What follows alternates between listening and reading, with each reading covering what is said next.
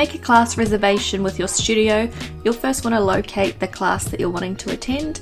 You can do this by looking at the schedule and scrolling down until you find the right class and date, or you can look over at the calendar view for a different type of view and locate the class in here.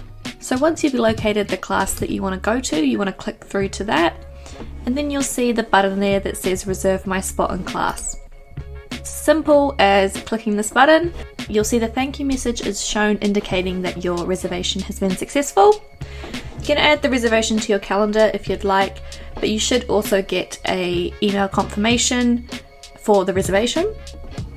If you look in the top right hand corner, you'll see the My Reservations tab that you can click into and see any of your upcoming reservations. So that's the one that we've just made.